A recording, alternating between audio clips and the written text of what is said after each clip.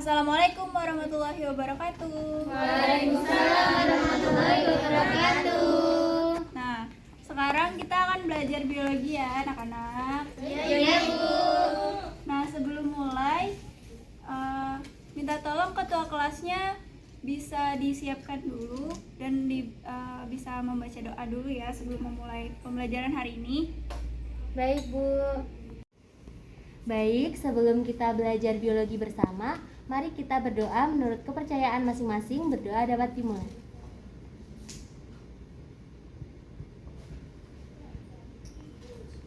Berdoa dapat dicukupkan.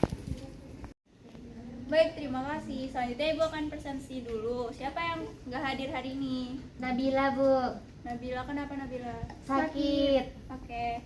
Ada lagi? Ada, Bu. Siapa? Joko, Kenapa Joko? dia izin. Oke. Udah itu aja ya? Iya, sudah, Bu. Sebelumnya Ibu mau tanya dulu, kalian pagi ini udah sarapan kah? Sudah, Bu. Sudah, Bu. Sudah minum susu? Belum. Ada yang sudah tapi. Nah, kalian tahu nggak sih susu itu bisa diolah jadi apa aja? Keju. Iya, Bu, keju. Ya, benar. Ada lagi? Yogurt, Bu. Iya. Nah, yogurt, keju. Nah, itu akan dipelajari di materi pembelajaran kita hari ini. Apa itu? Nah, materi kita hari ini adalah bioteknologi konvensional dan modern.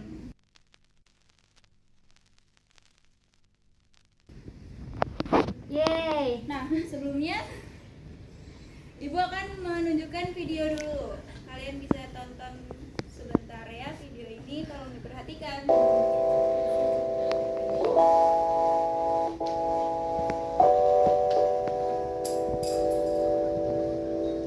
Halo, saya Rika Sastaviana dari KAP.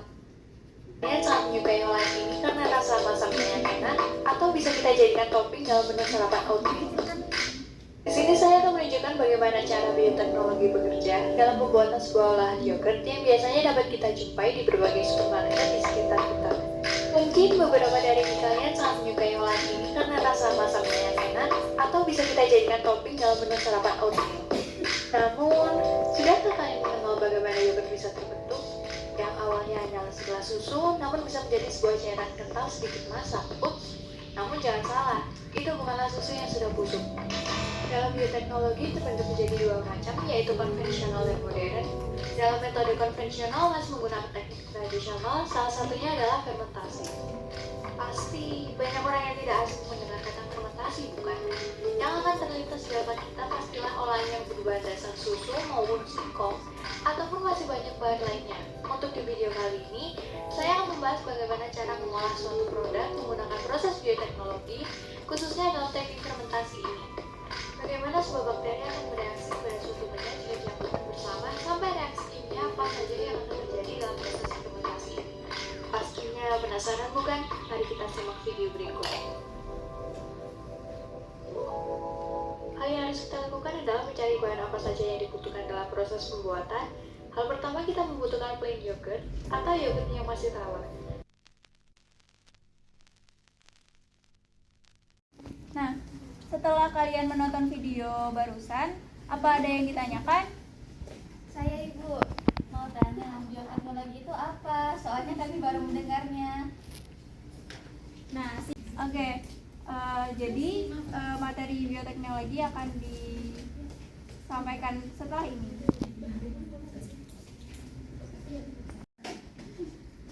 Nah, jadi di sini inovasi bioteknologi. Jadi di sini bioteknologi atau inovasi teknologi biologi itu berasal dari kata bio, yaitu hidup, teknos, teknologi, penerapan, dan logos atau ilmu. Jadi ilmu yang mempelajari penerapan prinsip-prinsip biologi. Bioteknologi ini merupakan upaya-upaya yang dapat dilakukan oleh manusia untuk memperoleh produk-produk yang dapat bermanfaat dalam kehidupan. Lalu prinsipnya itu penggunaan agen biologi, menggunakan metode tertentu, dihasilkan suatu produk turunan, dan melibatkan banyak disiplin ilmu. Nah, ilmu-ilmu apa aja yang digunakan dalam bioteknologi ini? ada biologi sel, ada biokimia, dan lain sebagainya. Nah,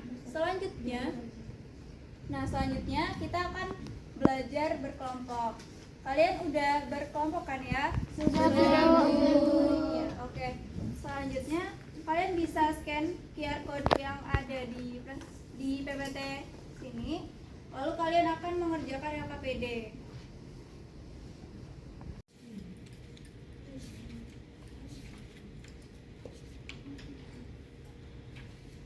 Sudah bisa diakses, Bu, kodenya.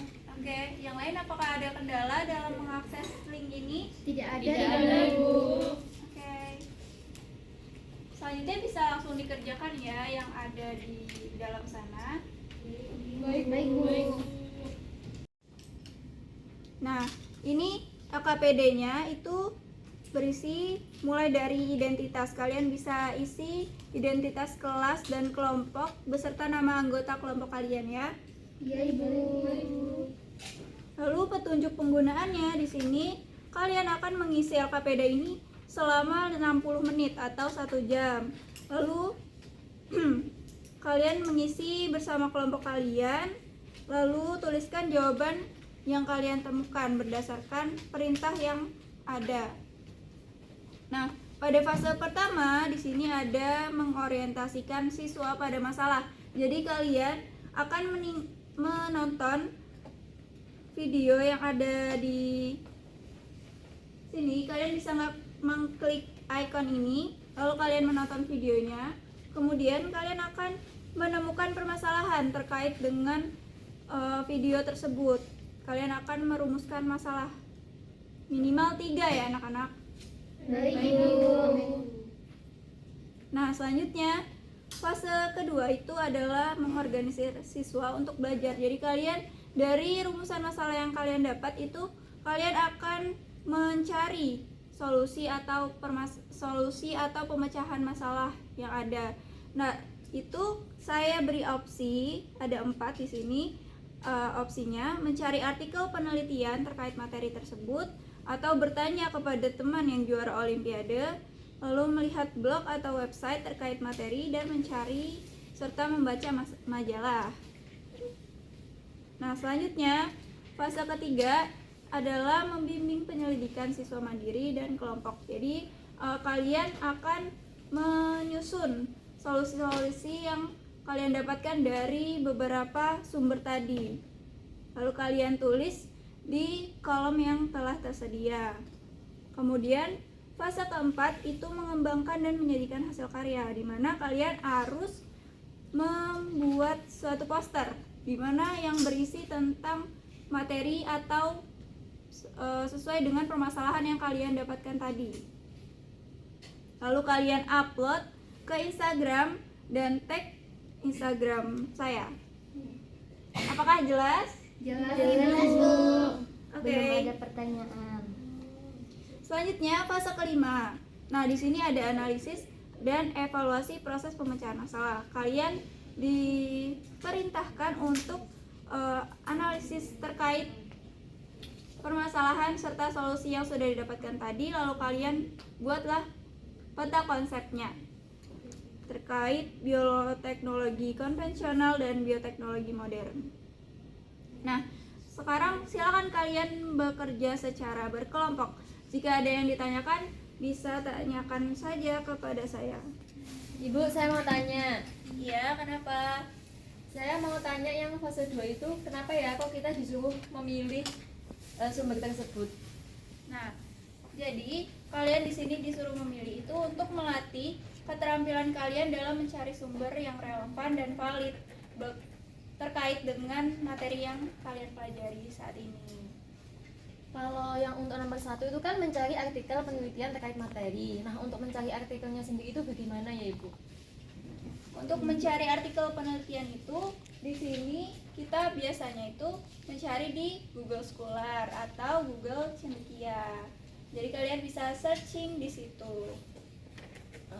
Kalau yang untuk bertanya kepada teman yang juara olimpiade itu sebenarnya juga boleh. Iya boleh. Apakah di sini ada yang pernah ikut Olimpiade? Ada Bu Mbak Zian. Nah, kalian bisa bertanya kepada Mbak Zian. Iya. Terus yang terakhir itu kan mencari dan membaca majalah. Itu berarti kita harus ke perpustakaan kah? Tidak perlu ya, karena kalian belajarnya di kelas saja. Lalu kalian bisa juga mencari dari majalah elektronik. Mungkin kalau misalkan kalian menemukannya. Baik Ibu, sudah paham. Terima kasih. Kalian udah sampai mana pengerjaannya? Masih di fase 4 Bu. Masih buat poster juga.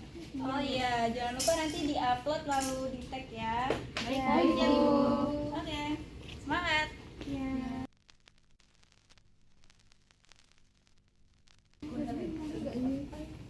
Kalian pakai sumber apa buat mengerjakannya? Kita pakai blog Brandly, Bu. Blog Plot sama Brandly. Iya. Kenapa kalian pakai itu? Kalau bisa jangan pakai blog atau website ya, karena itu sumbernya kurang relevan. Tadi kita tuh mau ini. Susah, Bu. Iya, mau pakai Google Scholar tapi susah. Oh, susahnya Kata gimana? kuncinya tuh nggak tahu gitu. Ya coba saya bantu ya.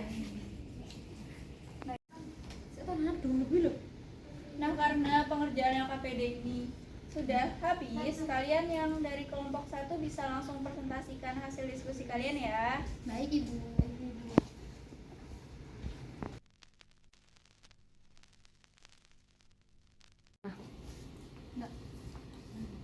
Baik, kami dari kelompok 1 ingin mempresentasikan hasil diskusi kami. Yang pertama, pada fase 1 dari video yang sudah ditampilkan, kami membuat rumusan masalah ada 3. Yang pertama, mikroorganisme apa yang digunakan dalam pembuatan yogurt. Yang kedua, bagaimana cara yogurt bisa menjadi masam. Dan yang terakhir, apa penyebab susu bisa mengental menjadi yogurt. Kemudian lanjut ke fase kedua, kelompok kami itu menggunakan opsi hanya 2. Yang pertama menggunakan artikel dari Hasana dan Rosma tahun 2021. Dan yang kedua menggunakan artikel dari Agustina dan kawan-kawan tahun 2015. Kemudian di fase 3 ini, dari informasi yang telah kami dapatkan, kami mendapatkan solusi itu. Yang pertama, proses pembuatan yogurt dilakukan oleh 2 jenis bakteri, yaitu Lactobacillus bulgaricus dan Streptococcus thermophilus. Kemudian yang kedua, bakteri berfungsi untuk melakukan fermentasi agar gula laktosa dalam susu diubah menjadi asam laktat. Hasil fermentasi berupa asam laktat sehingga yogurt terasa masam. Kemudian yang ketiga, hasil fermentasi susu ini merubah tekstur susu menjadi kental. Hal ini dikarenakan protein susu terkoagulasi pada suasana asam sehingga terbentuk gumpalan. Selanjutnya adalah fase 4, yaitu mengembangkan dan menjadikan hasil karya. Ya, kami sudah membentuk poster yang sudah diupload karyanya pada akun yang sudah kami sebut sebelumnya dan mengetek akun Ibu Alwisya. Lanjut ada fase 5, yaitu analisa dan evaluasi proses pemecahan masalah. Nah, di sini kami membuat peta konsep dalam pemecahan masalahnya. Jadi yaitu ada keberlangsungan hidup manusia, lalu ditunjang oleh teknologi melalui bioteknologi. Nah, bioteknologi itu ada 2, ada konvensional dan modern. Konvensional itu akan memproduksi tempe, kecap, keju, dan mikroprotein. Untuk bioteknologi modern itu contohnya ada kultur jaringan dan rekayasa genetika. Sekian dari kelompok kami. Oke, silakan teman-teman bisa tepuk tangan untuk kelompok 1. Kita kembali ke kelompok masing-masing. Terima kasih.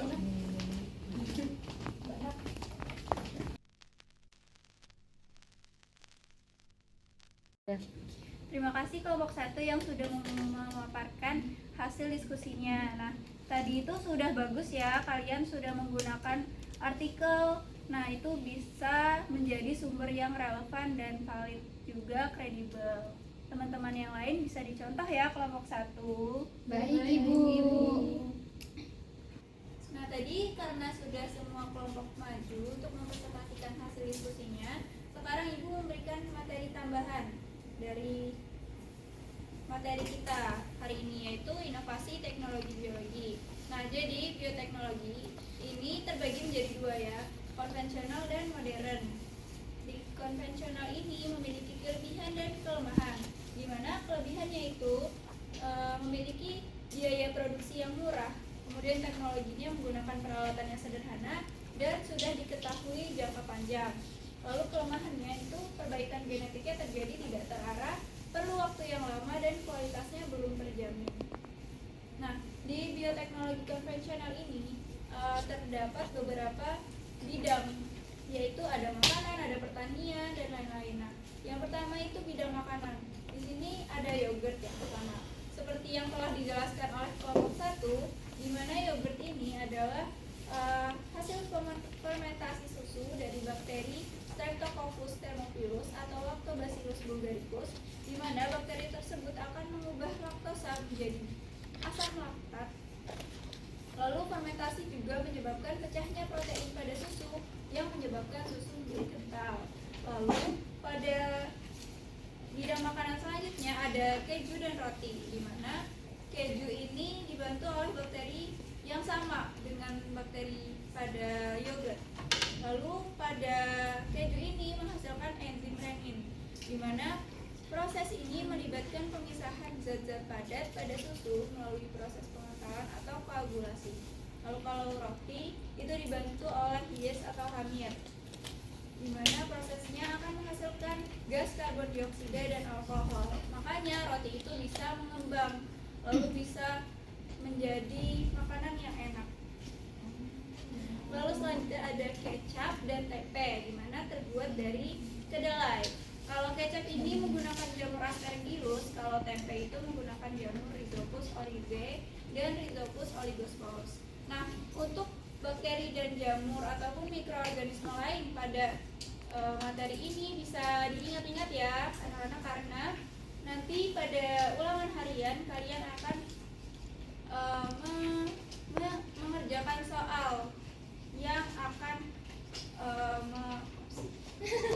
selanjutnya ini ada bioteknologi modern, di mana kelebihannya itu dapat hasilnya dapat diperhitungkan, lalu dapat mengatasi kendala ketidaksesuaian genetik, lalu perbaikan genetik itu dapat dilakukan secara terarah dan menghasilkan individu yang sifatnya baru dan tidak sama dengan sifat alaminya. Namun memiliki kelemahan, yaitu biaya produksinya relatif mahal, lalu menyebabkan degradasi gen jenis lokal, memerlukan teknologi yang canggih dan belum diketahui efeknya dalam jangka panjang. Lalu contoh-contohnya ini ada rekayasa genetika. Contohnya ada kayak tumbuhan transgenik, hewan transgenik, lalu ada DNA rekombinasi, kultur jaringan, dan lain sebagainya. Nah, setelah ini kita akan mengerjakan post-test ya.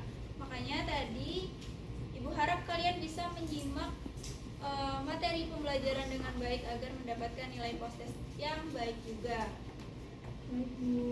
Baik Bu. Lalu Ibu sudah mengirimkan link di grup WhatsApp ya. Jadi kalian bisa mengklik link tersebut untuk mengerjakan post-testnya.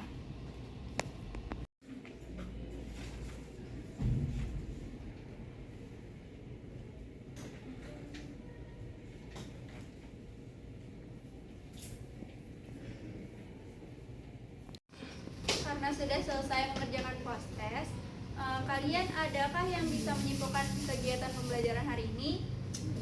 Saya Bu, bisa. Ya, silakan. Jadi apa sih inovasi teknologi biologi atau bioteknologi itu? Jadi bioteknologi itu merupakan upaya-upaya yang dapat kita lakukan sebagai manusia untuk memperoleh produk-produk yang dapat bermanfaat untuk kehidupan. Seperti itu Ibu. Dan dalam bioteknologi ini ada beberapa prinsip, yaitu penggunaan agen biologi, menggunakan metode tertentu seperti fermentasi, terus dihasilkan suatu produk turunan, dan juga melibatkan banyak disiplin ilmu. Contohnya ada biologi sel dan sebagainya. Ya, bagus sekali. Tepuk tangan untuk Niken. Baik, itu adalah pembelajaran kita hari ini. Sebelumnya terima kasih atas perhatian kalian. Lalu cukup sekian dari Ibu. Mohon maaf kalau misalkan dalam kegiatan hari ini Ibu banyak salah kata atau perbuatan. Sekian. Wassalamualaikum warahmatullahi wabarakatuh. Waalaikumsalam warahmatullahi